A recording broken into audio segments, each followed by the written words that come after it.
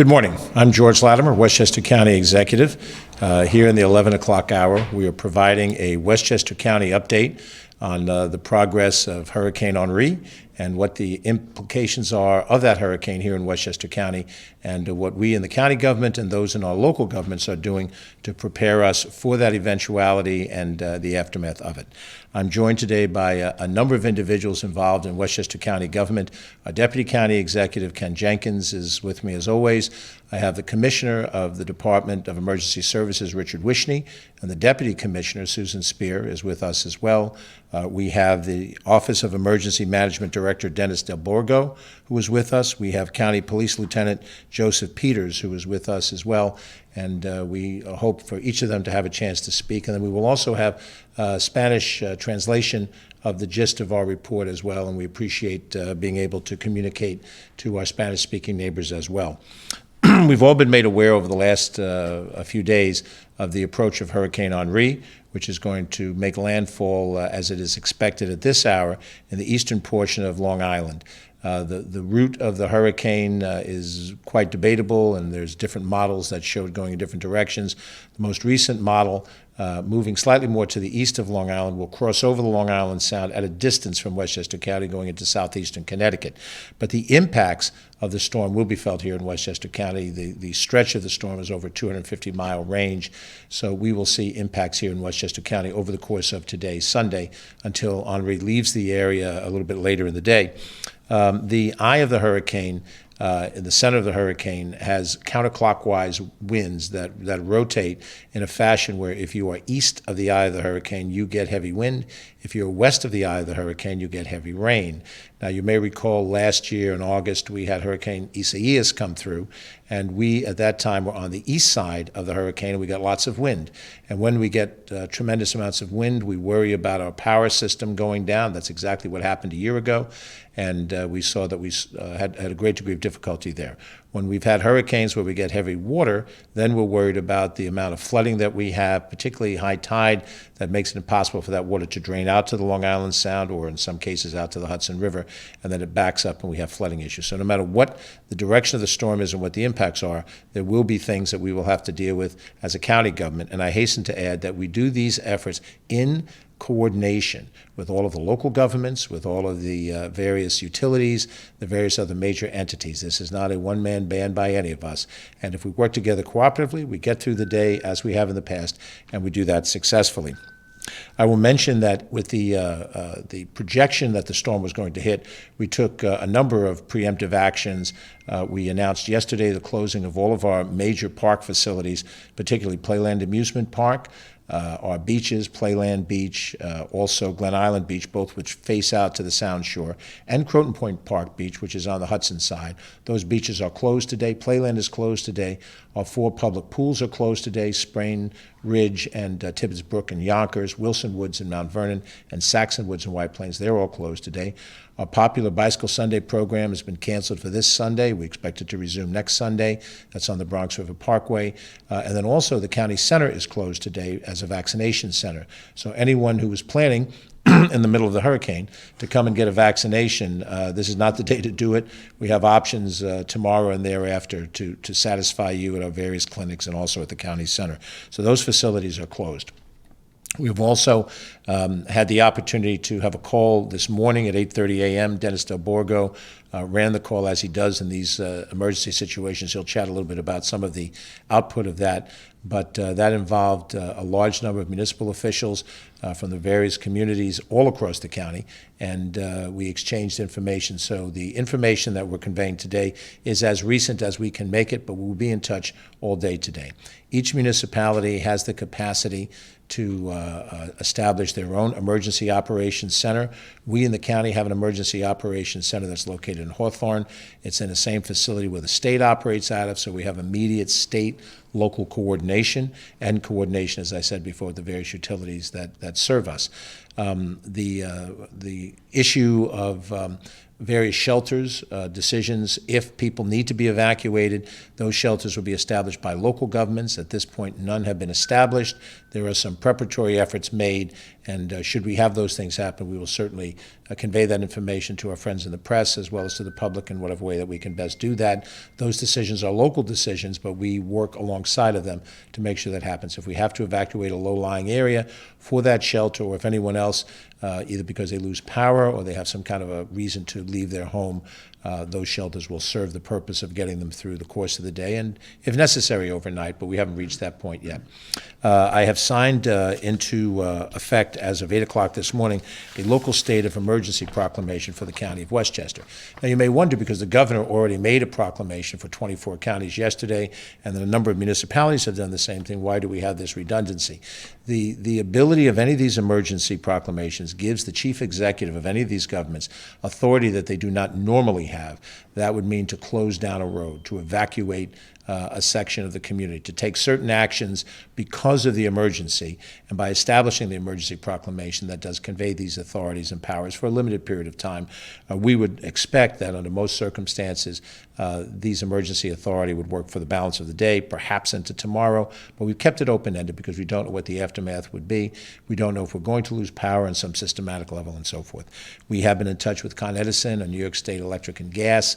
We've been in touch with Altice and Verizon. We've been in touch with the various water companies that serve our area. We'll touch on some of that as we have different individuals reach out. This is nothing new to Westchester County. Prior to my service as county executive, this county functioned during Superstorm Sandy in 2012. It functions during Hurricane Irene in 2011. I remember all the way back to Hurricane Gloria in 1985, which made landfall in Long Island and Westchester County long before my service in county government was able to respond. The key response is by the professionals that we have in this government, people that don't come and go with administrations, but people who've made a lifelong commitment to emergency services, a lifelong commitment to law enforcement, and we rely on those professionals to help us get through this. I have great confidence in those professionals not only who work for the county government, but I have confidence in those professionals who work for the city governments, the town governments, and the village governments, and the state government as well. And you should have the same confidence. And should we be in a situation of crisis where we need to follow the instructions of law enforcement, follow the instructions of emergency services, please comply with those requests. It is done for your safety, your family's safety, and so that we get through this experience. There's some common sense issues that Commissioner Wishnie and Deputy Commissioner Spear will talk about. Your mother told you about this once a long time ago, and your father told you, but you have to be reminded, and I have to be reminded, don't drive through standing water, and so forth. Take this message to heart. We want to all be safe through this, come through the other side, and then go on with the rest of our lives and all the other things that are important to us. So what I'd like to do next is ask Dennis DelBorgo to talk to us, give us an update on the weather and some of the responsibilities that he carries on his shoulders whenever we have this kind of a crisis. Dennis. Thanks very much. Thank you, Mr. County Executive, and good morning, everyone. I'm Dennis DelBorgo. I'm the Director of the Office of Emergency Management, which is a division of the Department of Emergency Services. Sorry about that. I'll leave the meteorology to the professionals, but in terms of the weather, a brief overview here of where we stand with respect to Tropical Storm Henri and the potential impacts here in Westchester County. This certainly has been a very challenging storm to forecast, to prepare for over the last few days. A lot of westward tracking, different forecast advisories providing us different information. However, we woke up this morning with some very encouraging news. An eastward shift in our projected forecast track, pretty dramatic.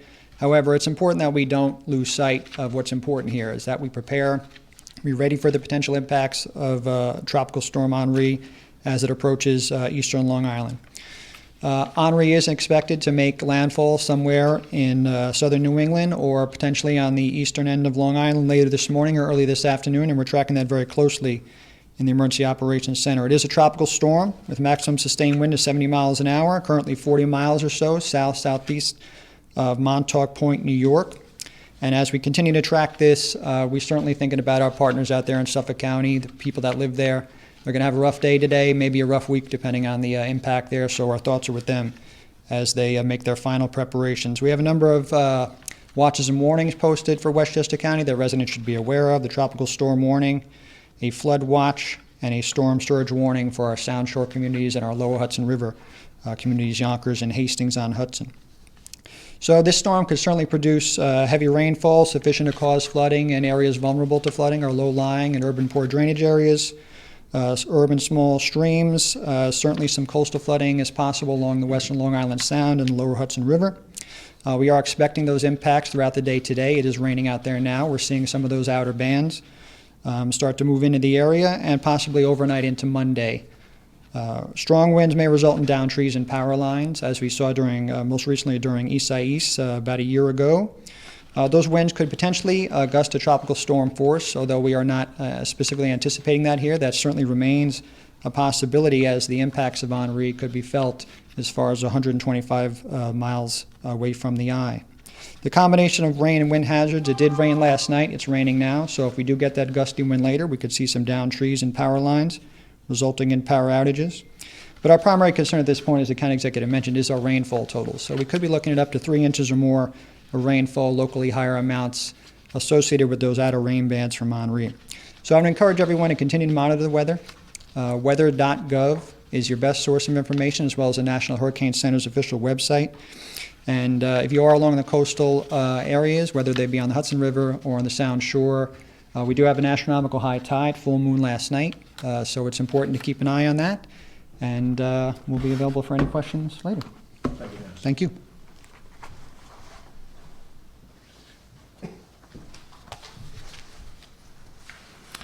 I want to highlight a couple of other facts before we turn to Lieutenant Joseph Peters to talk a little bit about some of the areas within his responsibilities. We're very appreciative to the state of New York for their willingness to be helpful. I've been in touch with Mike Copey and Edgar Santana, both are Westchester residents who work for the state of New York in very high capacities. They will be interacting with our Director of Operations, Joan McDonald, today to determine if there's any assistance that we need from the state of New York. They have deployed members of the National Guard to be helpful, primarily in Suffolk County, but some are available to the rest of us. And so we want to thank the state, and Joan, who is with us here today, will coordinate with the state on any additional assistance that we need from that standpoint. Some of our county departments are each responsible for different elements of this. The Department of Social Services is tasked with monitoring housing and shelter needs for its population, coordinating with Child Protective Services, Adult Protective Services, and again, any of those with housing needs that fit into that category. Our Department of Environmental Facilities is the department that runs our wastewater treatment plants, commonly called sewer treatment plants. We have 7 of them, 4 of them on the Long Island Sound, 3 of them on the Hudson River side. And of course, because they discharge into those bodies of water, they are right on those bodies of water or very close to them. On the Sound Shore side, we have a plant in Portchester on Fox Island Road. We have one in Rye City, and it's Disborough Park, a little bit off of inland, but on the Blind Brook.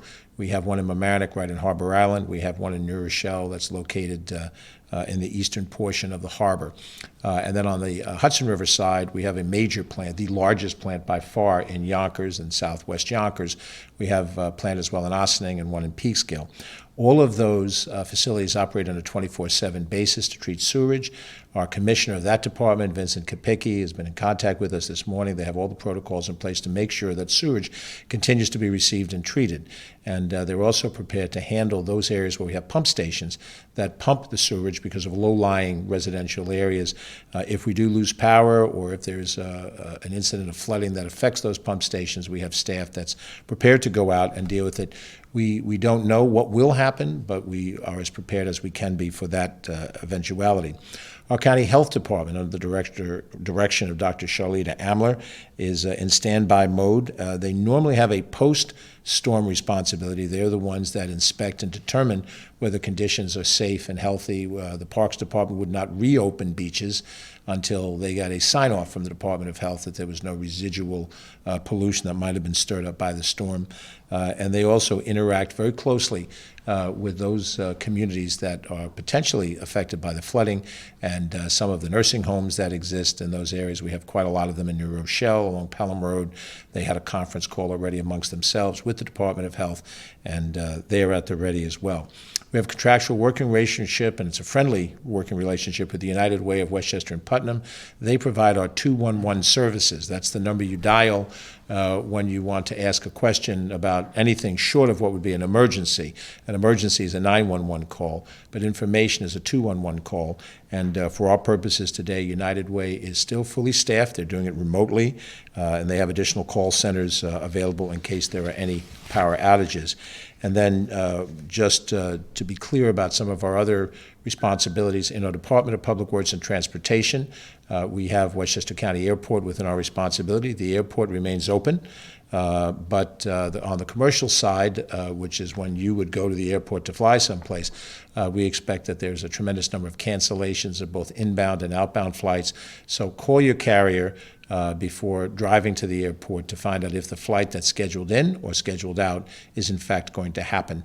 And I would think, since we knew this was coming for a few days, a number of flights have long been canceled. Certainly if equipment doesn't come inbound from out of the area, then it's not here to go outbound and then take another flight. The Beeline bus system is still operating on our Sunday schedule, which is a reduced schedule. There have been no plans at this moment in the 11 o'clock hour to reduce that service. We know that those who rely on Sunday bus traffic will continue to have that happening. If conditions worsen, then we will take those changes that we have to make.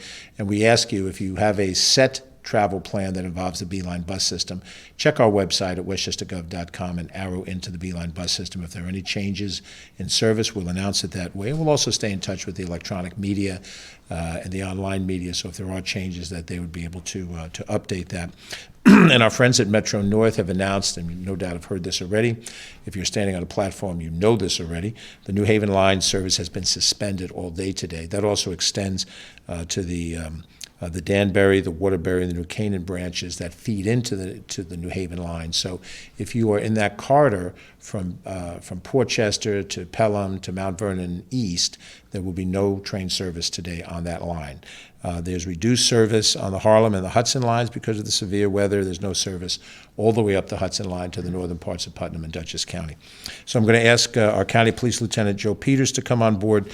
He has some very practical experience in dealing with stranded motorists and the people that report to them, and he'll give you an idea of some of the things that we should keep in mind on this day, because our parkways do get flooded. They are named after rivers, in case you didn't notice that. The Sawmill River Parkway, the Hutchison River Parkway, the Bronx River Parkway. So with that thought in mind, Lieutenant Peters, please give us your advice.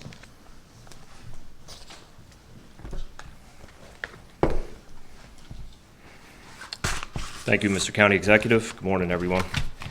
Again, my name is Lieutenant Joe Peters of the Westchester County Department of Public Safety. Just a couple things in place of our planning for this event, knowing this was coming. Over the course of the last few days, we've been watching the weather reports, and in anticipation of this, we've planned extra officers out on the parkways, as well as the municipalities that we patrol. These officers are out there to respond to flooding locations, accidents, down trees, down power lines. We also have some of our specialized emergency service officers out there that are specially trained for events like today, and they have the tools and equipment in their emergency service trucks specific to events like this today. And in anticipation of the weather getting worse, we could ramp up our personnel rather quickly. As of right now, we have no reported incidents on the roadway significant to weather related, but we anticipate with the heavy rain coming shortly that to change, and that could change rapidly. So again, because of that, we will ramp up our personnel. Just a couple of things to keep in mind. We ask people to stay home and not come out and drive. But if you need to come out, and you do come out, a couple of things to keep in mind, specifically to flooding, down power lines, trees, and things like that. If you come across a flooded area, flooded road, please do not drive through it. The flooding, if you were to drive through it, your car could stall, and ultimately you'd be stuck, and we'd have to send out officers to get you out of that flooded area. Not to mention, if you pull into a flooded area, with the weather coming, the flood could rise dramatically and quickly, and because of that, you may become trapped. Also, down power lines, please do not drive over down power lines. If you come across a down power line, do not drive over it. Stop your car, call 911. Our officers will respond out and assist you out of the situation safely. Also, if you see down trees, please, again, call us and we will send officers out to you. If you come across any barricades, whether they're cones, wooden horses, flares, they're there for a reason. Please do not drive around them. They're there because there's some sort of safety issue up ahead. Again, please do not drive around them. Turn your car around. If you become stuck inside of one of those areas, call us and we respond out and get you out of there. Thank you.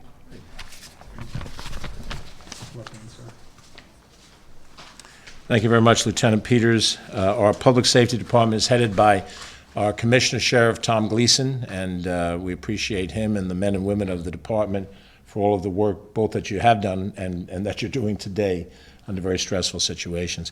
I failed to introduce, and I apologize for this, Hernani de Almeida, who is with us here, and he's going to be speaking in a few seconds. He is a Deputy Commissioner of our Department of Public Works, and he will provide in Spanish some of the content that we provided here today in English. So Hernani, thank you for being with us today. As we get ready to talk about the more generic storm preparations, these are also things that fit into the level of common sense, but we repeat them because it's important that you take the proper action. As the storm worsens, it will be too late for you to do some of these. If you haven't charged up your electrical devices, it'll be too late when the power goes out. So Commissioner Richard Wishnie and Deputy Commissioner Susan Spear will give us some of the practical things in the world of emergency services and in the world of emergency preparedness. Richard, Susan. Thank you, Mr. County Executive. And as the County Executive indicated, we are well prepared for the events that might unfold in the next 24, 48 hours and thereafter. We will repeat some of the information. As the County Executive said, it's important to hear this and to understand that what we're telling you and asking you to do is for the benefit of the public safety. We do want to indicate again that the County Emergency Operations Center is open. It'll remain open throughout the events as they unfold, and we will take the necessary steps to either increase or decrease those activities. A number of the key departments are represented in the Emergency Operations Center, which includes the National Weather Service, New York State, and FEMA. The County Executive hosted a conference call this morning with local officials. There was more than 125 people on that call. We also had a call the day before with the nursing homes along the Sound Shore. Unfortunately, they have had serious flooding in the past, and we wanted to be prepared in case there's additional flooding during this storm. Just so you know, the purpose of the EOC is to serve as a clearinghouse for information and to coordinate preparedness, response, and recovery activities. It allows the county executive to direct the response of county government and support local municipal officials as they work to serve their residents and businesses. I do want to indicate one other thing and reinforce it. The county executive indicated that there are a number of professionals that serve throughout various administrations. Dennis DelBorgo is one of them. You heard from him earlier. He's had tremendous experience. He's been a wonderful assistance in preparation for this storm. And we have a number of people that work in our Office of Emergency Management that are also professionals and have been here with great experience over time. At this time, I'd like to ask our Deputy Commissioner Susan Spears to give us some additional information. Susan. Thank you, Commissioner. And I want to first thank the County Executive, Deputy County Executive, and Director McDonald for their leadership and support. It makes such a difference in situations like this when you have a strong leadership. So we're very grateful for that.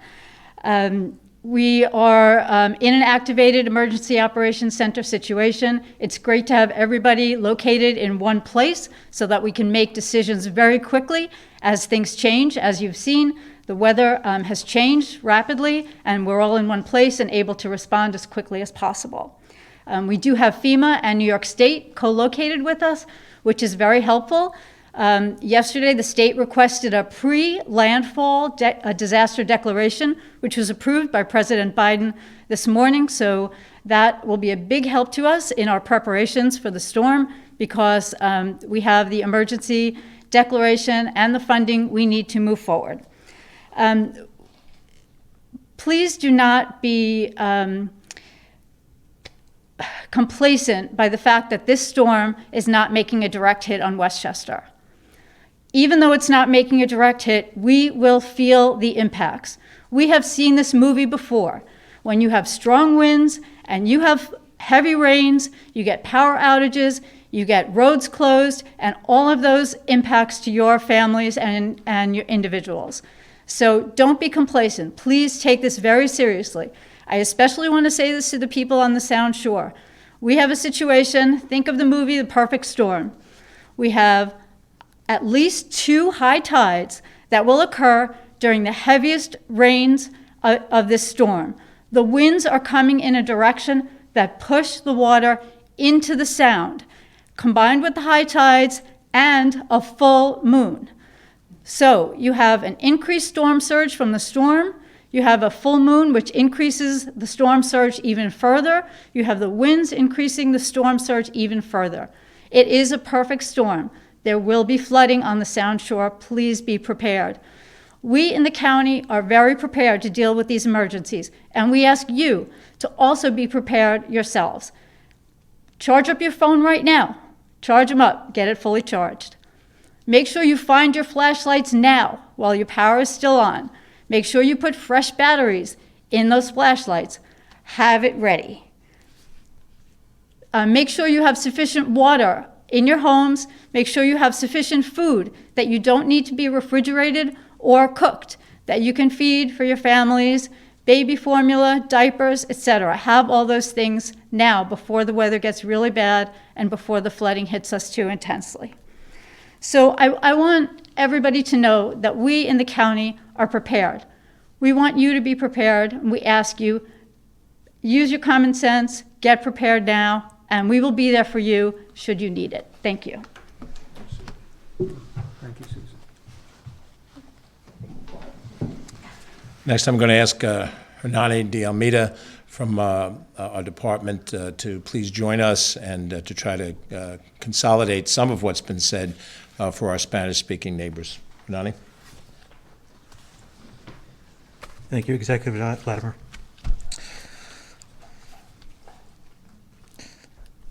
Solo quiero recordarte que antes de perder la electricidad, se puedes poner comida y bebidas por el lado, un galón de agua por persona por día, es bueno para hacer eso.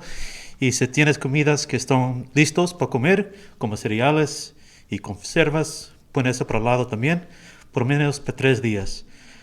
Se puedes poner por el lado también linternas, baterías, un kit primeros auxilios, perdona por eso, y un radio con baterías también es bueno para poner por un lado. Y en cuanto tienes electricidad, pones los teléfonos de celular para cargar y los computadores también. Thank you. Gracias por todo. Y si no necesitas ir para afuera, fíjate en casa. Gracias, señor. Gracias. We're in the language that I'm most comfortable with other than English. Merci beaucoup. This is how I was able to pronounce Henri properly. I just want to share an anecdote before we go to some questions. Again, I want to thank all of the different professionals who are here that have each contributed their efforts. This is just the beginning of what we face. This will go on all day long. I recall 2 particular incidents that happened well over the last 20 years. The first incident happened when there was a storm and poor drainage on the Hutchison River Parkway under the Mamaroneck Road exit. If you're familiar with driving the Hutch, and we've just renumbered, the state just renumbered the Hutch, different exit numbers. The exits as you go north would be Weaver Street, followed by Mamaroneck Road, followed by Mamaroneck Avenue. And the Mamaroneck Road exit, which leads you up to right where the Saxon Woods Golf Course is, got a heavy amount of standing water. And one of the motorists tried to drive through that water and got his car stuck. Other cars were stuck. And in getting out of his car, he lost his footing, fell down, fell under the water line because it was that high, and actually drowned and died on the Hutchison River Parkway in his car. It's a true story. We had a nor'easter come through in December of 1992, and there is a section of road that bridges the village of Mamaroneck to the town of Mamaroneck. It's called Cove Road. It goes through the Hampshire Country Club, and it exits on the Hommocks Road side of this. If you don't live in this area of the county, this is all Greek to you.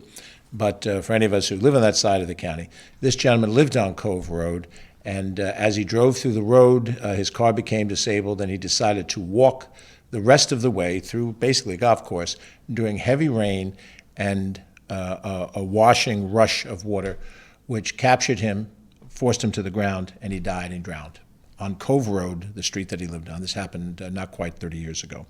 These are individual incidents, but they're real incidents. And they're incidents that happened in an area that I know the geography well, that I've traveled on those roads personally. And when you drive on the road, you say, is it possible that somebody died here at this point of the hutch? It is. Is it possible that somebody died on Cove Road? It's possible, because we don't realize the danger until the danger is not just upon us, but has overwhelmed us. So please, what Lieutenant Peters has talked about, what Commissioner Wishnie and Deputy Commissioner Spear have talked about, these are real-world situations. We don't know what the conditions are going to be out there as this day goes along. We have professionals who are prepared to risk themselves to go out to make sure that our basic services continue. We are a nation of individuals, and we pride our individual nature. There's quite a debate in the society right now about where your individual authority and rights go and extend to where the community or the society rights are. We won't debate that today. What we will say today is there are times when the professionals who keep us safe have to be listened to, because they're in a better position to understand the risk that the individual is taking. So please today, if you remember the advice that you've been given, it's advice for all of us, and if not, remember the two anecdotes I've just said. These were friends, neighbors, people that we knew who made a very unfortunate decision, and it cost them their lives at a time when they should have been able to have just continued on their journey in a certain way. That is a risk today. I don't want to find out tomorrow morning that we've lost a person from Westchester because of this storm. So please, use proper judgment along the lines that we've described. We will do everything we can as a county government. We're working with the state, and we appreciate the state's efforts. We appreciate the efforts of our local cities, towns, and villages. Together, we'll work through this. We'll get through this. Tomorrow morning or whenever, the sun will shine again. We will drain out, and we will go on with our lives, and we will do that, hopefully, with all of us together in this family of Westchester that we've made. So I'm going to ask Catherine Chaffee, do we have any questions? We have no questions from the press. If there are members of the press that are following this, you can reach out to Catherine, the office number 995-2932. If there are any requests for updates as the day goes along, we'll be happy to provide that update as the day goes along. If there are any emergency evacuations or shelters set up, Deputy County Executive Ken Jenkins and I will personally go out to look at them and to determine if the local governments need any assistance from the county in being able to provide help for those shelters. If the shelters are not needed, then that would be the best of all possible worlds. But in the meantime, thank you for watching in all or in part of this, and be safe out there, and again, make those intelligent judgments, and we'll all be together tomorrow and all the tomorrows after that. I'm George Latimer, Westchester County Executive. Thank you for watching. Have a good and safe day.